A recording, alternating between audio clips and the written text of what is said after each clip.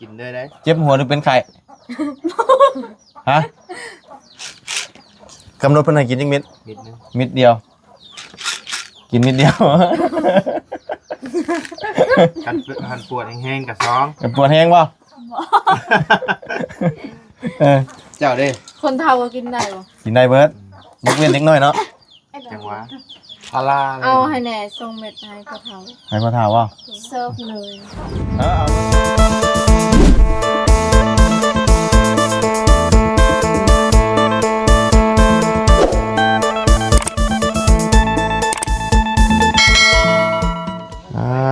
เด้อมามื้อนี้ว่าตากข้าวเปื้ออยู่นี่เนาะไก่หุ่มกินพึกอยู่เมื่อกี้นี่โอ้ยพี่น้องเอ้ยเนาะเด้อ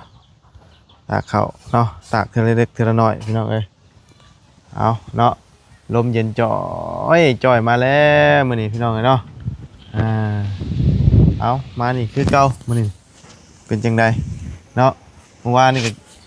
กินมะขามกินแกงหน่อไม้พี่น้องเอ้ยมื้อนี้บาบุญก็มีมาอีกแล้วมื้อนี้เนาะของดีอีกมื้อนี้สบายดีเด้อสบายดีเนาะ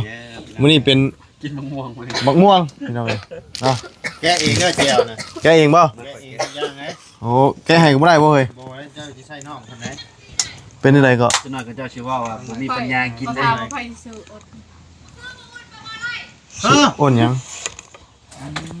ฮะ โอ้ ซื้ออ้น เท่าไร มาค่ะสิเกิด โอ้โตเงินยังบวยหอด3 แสนด้วยนี่ โอ้เพิ่นจะขายอ้นตัวใหญ่บ่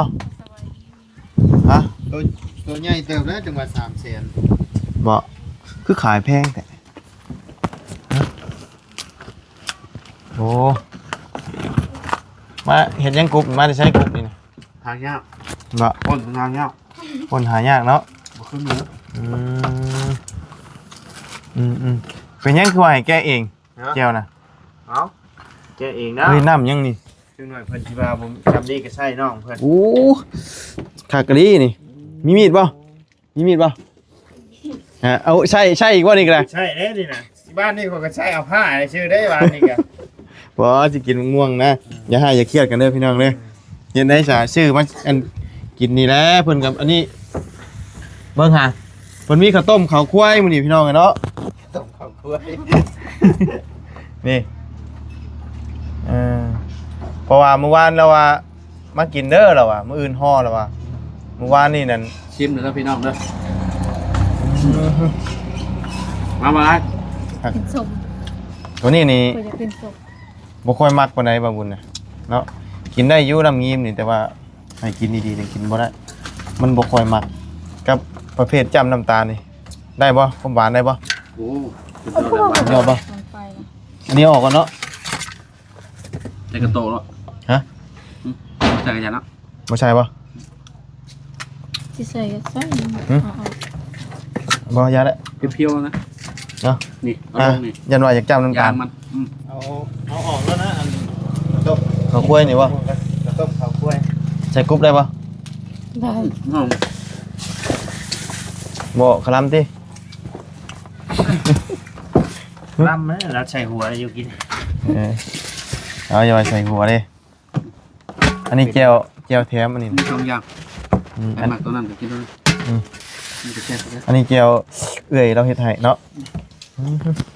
ยำแตกตับพี่น้องเอ้ย ใช่ เอาเป็นได้คือเฮ็ดหน้าบิดหน้าเบี้ยวแท้บ่แซ่บบ่ เอา นี่เขากินโอ้คักแล้วเหรอ ปืนเก็บ พอยิงปืนแก๊บพอ เออเอ้าไก่ในข้าวจะกินเนาะไก่กินแต่ข้าว เข่าได้กิน ข้าวตากข้าวหนูมีหน้าโต้งมั้งเฮ้ยพอเขากินเนี่ยมันจะหัวนะน้ำลายไหลเผ็ดป่ะเอาไหม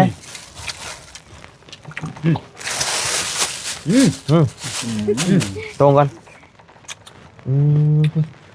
กินวานนี่เบิดขึ้นมาขามเมื่อวาน แล้วระบายมาขับ เดินหาของน้ำบนบนหลักคันดิ กรอบนี่ทางนี้เป็นแม่งจันลงช่องบ่กินแล้วนะห้องน้ำก็มีนะย่านยังเด้เก่าก็มีห้องน้ำ เพื่อนเหรอ อ๋อจ้ะโดนได้กินม่วง ของก็ใช้น้ำตาลนี่พี่โตงน้ำตาล ไม่อยากดีป่ะ ไอ้ตะงานเลย ว่ะ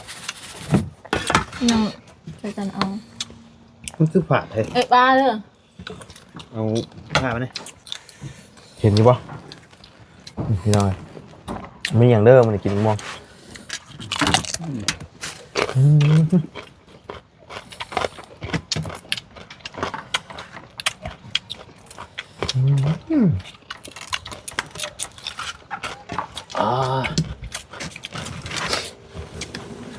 ใจ เหลือเลยเอา มาให้2 คนเนาะ เพราะว่าเราเห็นจะได้เลยเด้ จะมีธงเลย นี่แหละคนทำ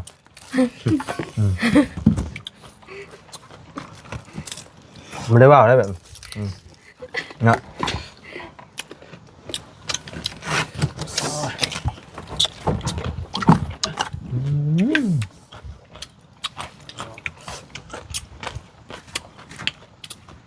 กรอบดี กรอบอ่ะบ่อยากดีบ่ ตรงจันบอกกินนี้บ่ เป็นยังไง เอามามักมองบ่ บ่กินปลาเด็ก โอ้โห ไปนั่งก้างกบได้เนาะ จะเผาไก่เลย ไม่อยากจะคิดสงสาร ไม่อยากจะคิดสงสารก็จันนั่งจิม แพ้แล้วเขาก็ดื่มต่อไปก็ได้ เบิด เบิด ได้สำนัก เอ้าต้องจันไปแล้วบ่ปกหักบ่เดี๋ยวนี้ยังกับบุกินน้องหัวเอาโทรศัพท์มาให้นะนะ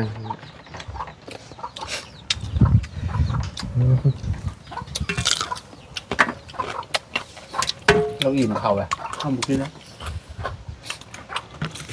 เฉียบจิ๋วเลย มันท้องวุ่นบ้าง บ่ใช่พริกลายอยู่ บอกว่า บอกอยู่อันน้อยๆเดียวนะ ต้องใส่ข้าวขั่วละลาย เพราะว่าหมักพริกนี่มันอันนั้นให้หน่อยไปลุงบ่ลุงเฮิมจักมาด้วย เมนูเริ่ม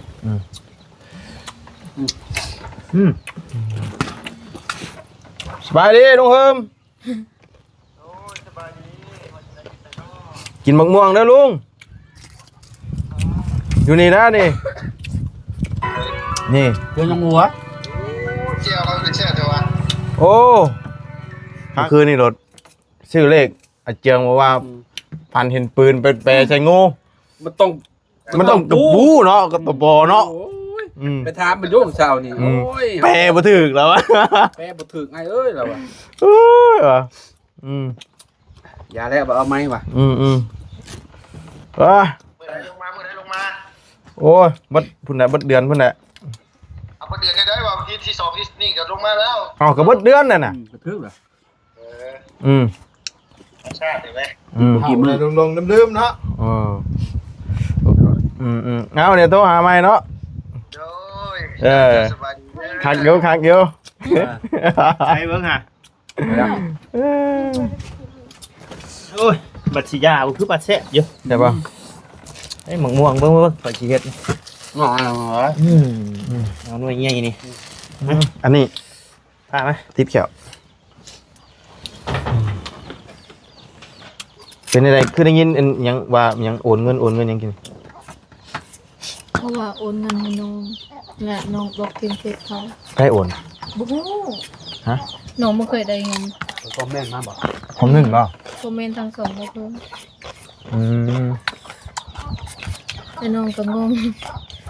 มันมีอยู่ผู้ใหญ่ใจะดีโอนเงินมาให้ซ้ายทั้งสองบ่ได้น้องอาจสิฮู้อยู่แต่เราว่าโอนเงินให้น้องซ้ายน้องบ่ฮู้ อืมคอมเมนต์บ่ แม่นมาน้องบอกเฟซเขาน้องบ่เคยบอกเฟซไป เนี่ยนี่แหละเนาะ เฮา มีหลายรูปแบบ เฮาบ่ได้เอากันเฮาสิเรียกหยังเฮาบ่ได้มีหยังอยู่แล้ว เอาบริสุทธิ์เนาะ แต่เฮามั่นใจ100%กันเนาะ แม่น อืม ก็สิว่าอะไรก็อย่าเฮา อ่า เคยได้เงินเขา ว่าเนี่ยก็ยะเฮามั่นใจแล้วเฮาบ่ได้เอาคือบ่ตอบเพิ่นได้ว่าจะโอนมาช่องทางใดฮะเอาสลิปมาให้เบิ่งชื่อไผ น้องบ่ได้เข้าไปตอบน้องเข้าไปอ่านคอมเมนต์ซื่อ บอกเพิ่งมาจ้ะฮะเพราะว่า ฮักยาแล้วเพราะว่าเฮาบ่ได้เอา ต้องพูดเลยอะเนาะ แล้วก็พอเฮาบ่ได้มีความจริงก็พอแล้วเพราะว่าที่ผ่านมาก็ถ้าว่ามีมาให้กับทางบ่ไล่นี่ทางบ่บุญก็เห็นอยู่เพราะว่าทางผู้ใหญ่ทางบ่ไล่นี่สิคุยกันแล้วก็เพิ่นสิส่งสลิปให้ทางนี้พร้อม แม่น ๆโดย เห็นอยู่มันสิส่งมาบอกว่าโอนเงินเท่านี้เด้อ 2,000จังซี่นะเนาะ เลย อันนี้เห็นอยู่น้องเพิ่นก็ให้เบิ่งอยู่บ่แม่นว่ามีแบบว่าโอนมาส่วนตัวอันละ10,000นึงอะน้องเพิ่นไปเอาต่างหากแต่ว่าน้องเพิ่นเอาบ่มีเนาะ ให้น้องสาบานก็ได้น้องเคยได้แล้วเฟซเขาน้องเขาบ่เคยมีน้องบ่เคยบล็อกเฟซไป และบ่เข้าใจเหตุผลเวลาเพิ่นคอมเมนต์เข้ามาแบบนั้นเพื่อหยังต้องการหยังเนาะต้องการอีหยังเพื่อทั้งที่เฮาบ่มีหยังอะนะ เดี๋ยวปั่นนะ ปั่นป่วน ปั่นปวด จักสิปั่นเฮ็ดหยังเลยล่ะเนาะมัน โมเมนต์แบบเรื่องจริงกับมาว่าวใส่กันเนาะ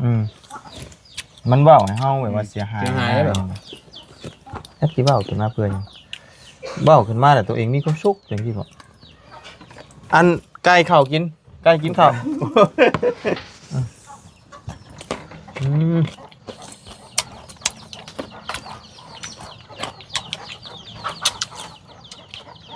ไปนั่งเผาไก่พุ่นจันเอ้ย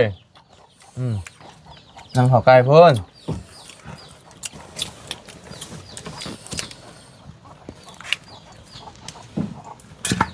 โอ้แซ่บเนาะหมายเนาะ โอ้แซ่บบ่อยู่ เอากามมันออกแซ่บไปเลย มันกันบ่เอากาบหมอกมันอยากฝาดเลย ฝาดเนาะอืม มันจบต้องกินให้อิ่มแล้วมันจบต้องกินให้อิ่มอ่ะ กินบ่อิ่มชอบมันโว แม่น เมียนบ่ ตอนนี้เที่ยวข่าวแต่ห้องน้ เอาข้าวมากินได้จ้าว่ะ บ่แล้วกินให้อิ่มกินจบนี่ให้อิ่มเลย เยอะว่ากินให้อิ่มเนาะว่ากินได้ข้าว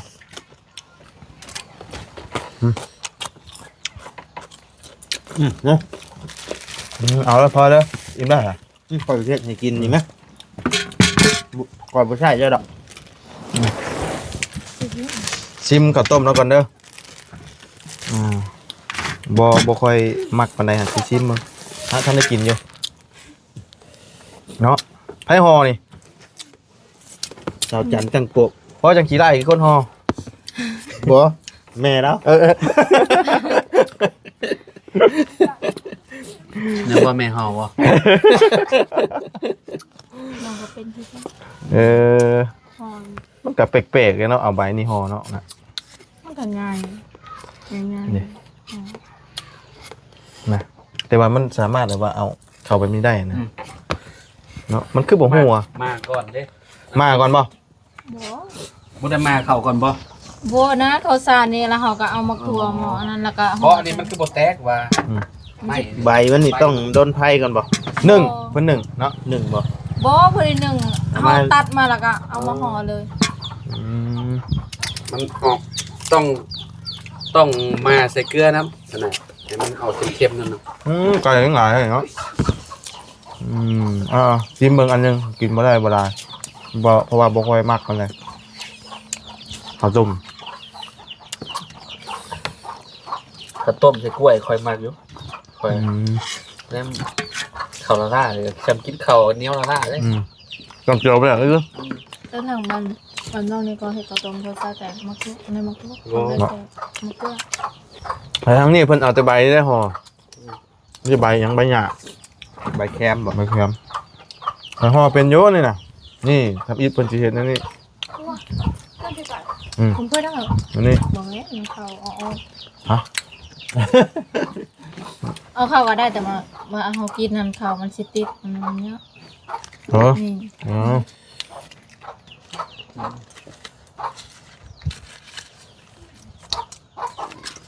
ไปขอข่าวใช่ไหม เอาเข่าทางไรแบบนี้เข่า เอาห่อๆ เนี่ เนี่ย ย ห่อๆนี่เขาก็ใส่ข้าวใส่ นี่เอาข่าวทอแล้วก็จังมันพัน พันแล้วก็เทียนบ่ เฮ้ยก็ห่อก็เป็นนี่ไง แต่ว่า ขายยัง ไข่อ้น อ้นเนาะกินเนาะโมเมนต์ขายไปชิ้นแห้ง ปลา แห้ง ทูทอดแล้วเขาเอามาขายอยู่นอนบนบันกระแลงอันนี้ค่ะ อยู่ในนี่ก็ห้อง เราไปขายแซ่บอยู่ กินแม่ กินแม่จันเลยจันจันเลย จันเลยกินแม่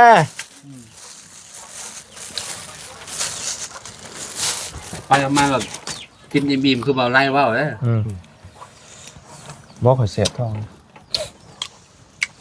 เพราะอะไรบ้าง พอแล้วบ่ เอา เอาสิฮื้อเข้าแล้วบ่ฮะมีแหละนะ โอ้มันจะคำเลย เก็บข้าวเก็บน้ำได้วันนี้เนาะกินอิ่มเลยเรียบร้อยแล้วบัดนี้โอ้ยล้างมือล้างอย่างก่อนน้ำยางมะม่วงเริ่มลมมาเลยได้นี่กินเด้อกินเบิดเด้อเดี๋ยวเจ็บท้องนะกินบ่เบิดนะส้มนี่มักอยู่แต่ว่าประเภทของหวานนี่บ่มักจักเป็นอะไรกินของหวานน่ะมันเลี่ยนแต่ว่าแจ่วมันมาจากเผ็ดนะเราใส่ปลาแดกลายไอ้แม่นใส่พริกลายนิดหน่อยนึง โน้หัวที่มักยุสม เนาะ เนาะคะแนนสมบางม่วงบางอย่างมาคาบบ่บ้านได้ล่ะเคยกินดูแล้วเรา มะม่วงก็มีแต่มะม่วงนี่ได้ยามนี่นะเพิ่นมะม่วงหยังอันนี้นะ บ่มะขามเคยบ่เคยได้มาม ะม่วงบ่มีในเนาะเดินเนาะ ตำนองนั่นแหละ เอ้าในบ่มีได้มีเม็ดหยังเลยนะ แรดบ่ บ่แม่นมะม่วงแลด ม่วงโลจัก บ่แม่น บ่แม่นบ่ บ่แม่นบ่กินดีๆบ่ กิน มันเป็นหยังคือบ่มีน้ำลายหืยแน่ฮะเป็นได้ได เบิ่งเราคือไงคือมึนเนาะเดี๋ยวนี้เนาะย่อยเรา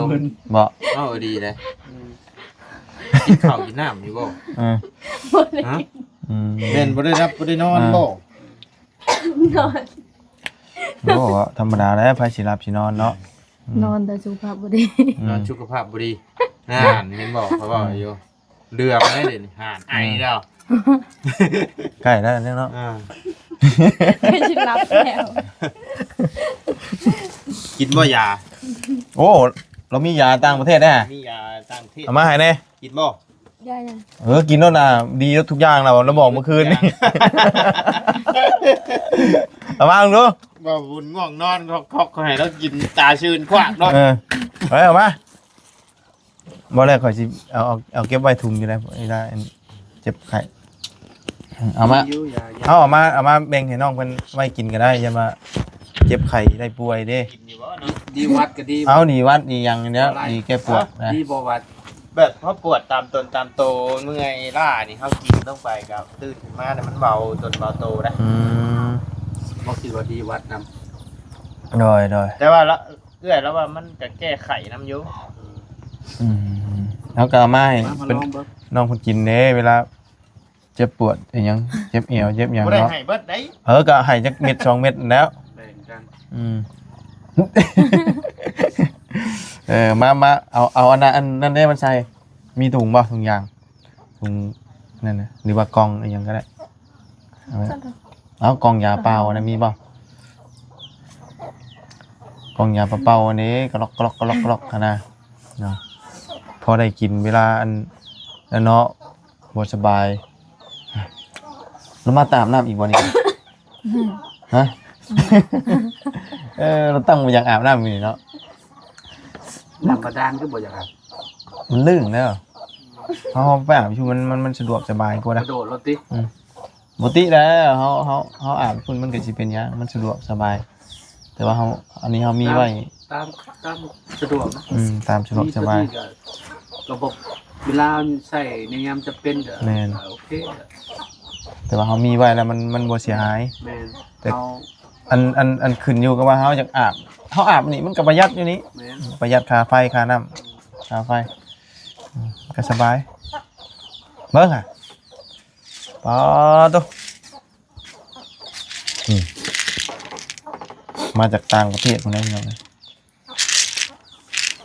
แก้แล้วบ่นี่แก้เลย เดี๋ยวนะ อุ้ย ปอเอาแบมือมา มิดใหญ่อะ กินได้ไหน กินได้ได้ เจ็บหัวหรือเป็นไข่ฮะกำหนดเพิ่นให้กินจังเม็ด นิดนึง เม็ดเดียว กินเม็ดเดียว หันปวดแห้งๆกับซอง ปวดแห้งป่ะเออ เจ้าเด้ คนเฒ่าก็กินได้บ่ กินได้เบิร์ดยกเว้นเล็กน้อยเนาะ จังหวะ พาราเลย เอาให้แหน่ส่งเม็ดให้เขาเฒ่า ให้พ่อถามว่า เซิร์ฟเลย เอาเบิ่งเอาอันนั้นมาก็ได้เพราะแบ่งไว้ให้เพื่อผู้ใดเจ็บเจ็บหลังเจ็บแนว แคบๆมา มีว่าถุงกับแก๊บกรุบๆอ่ะนะถุงแบบมันแห้งๆอ่ะนะพอได้อันนั้นให้เพิ่นได้กินอย่าแห้งหลายอยู่ข่อยก็สิแบ่งไว้อยู่ตามจริงในเพื่อนข่อยก็มีแล้วแต่บ่ได้เอามา เจ้าสีแบงน้ำข่อยแห้ง เอาก็อยู่พี่เราเพื่อข่อยเจ็บหัวเจ็บหางเลยจ้ะ ยาดีๆยังบ่อะไร ฮะ ดียัง ดีวัตถุย่างอย่าง เอาก็รออยู่ดีวัดทุกอย่างเออน อกเขาแบบว่าไอ้ เจ็บหลังเจ็บเอวปวดหัวเป็นไข้อ่า กันเจ็บใจนี่วอเช้า เจ็บใจมันอยากให้ อ่า เจ็บใจนะ คนละเรื่องกันนะกินยายังกับเช้าตัวนี้นะอืม แล้วถามได้ว่าดีอย่างนี้ กินแล้วป่ะกล้องนี้ได้บ่ ได้นะมันเห่งอยู่ป่ะมาสิแบ่งให้เพิ่นปันกันกินได้บุญได้นี่ ได้เอาบุญน้ำกัน อืม แต่ว่ากระบอ ไม่ได้เปียกติ บ่ได้เปียก แต่ว่ากระบอเต็มนะ โอ้ยปันใดสิกินนี่ก็ได้ โอ้ยาพาราเลย ยาพารา ได้แล้ว ใส่รถนี้ เล็กก็พอดีนี่ โอ้เต็มเนอะไปแล้วพอแล้ว โอ้ยซ้ำสิกิน พอแล้วเต็มแล้ว อืม มีสิยัดลงอยู่เจ้ากระแบงไม่กินน้ำให้เล่ากันนั่นแหละ ใช้ฝามันนะ กิน้ำมุ้ยฝา เข้าใจ ของดี2 เม็ดเจ็บหัวแห้งๆนะเอามาเจ็บธรรมดานะเม็ดเดียว กินพลเม็ด พอมันแห้งเด้ ยานี่เพิ่นว่าแบบว่ามันบริกัดไอ้ กระเพาะ อหย่างเขาเลยยานี่ เพราะ